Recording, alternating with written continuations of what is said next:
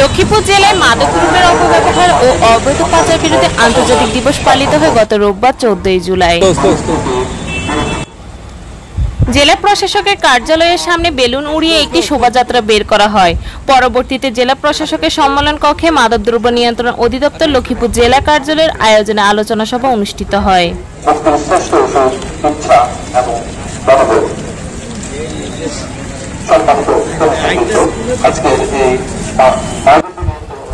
লক্ষ্মীপুর জেলা মাদকদ্রব্য নিয়ন্ত্রণ পরিদর্শক মোহাম্মদ আব্দুর রহিম বলেন, আসলে আজকে আমাদের 26শে জুনের যে প্রোগ্রামটা ছিল এটা মূলত 26শে জুন হয় সারা বাংলাদেশে এবং ইন্টারন্যাশনাল হিসেবে হয় আর কি। কিন্তু তো আমাদের বিগত 2023 সালে এক বছরে জানুয়ারি থেকে ডিসেম্বর পর্যন্ত 1057টি এই লক্ষ্মীপুর জেলাতে আমরা অভিযান করি।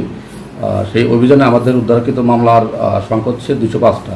এখানে গাঁজা, ইয়াবা, ফেন্টানিল ইনজেকশন এগুলো উদ্ধার করা হয়েছে। তবে লক্ষ্মীপুর জেলায় যেটা আমি দেখলাম, আমি বেশি দিন না 2 থেকে 3 মাস করে দেখলাম যে মাদক খুবই কম, যেটা আছে শুধুমাত্র একটু গাঁজার পরিমাণটা একটু বেশি পাওয়া যায়। যে মামলাগুলো হচ্ছে শুধু গাঁজাই হচ্ছে, ইয়াবাটা খুব রেয়ার এবং অন্যান্য মাদক যেমন আইস বা আপনার LSD এগুলো খুবই কম।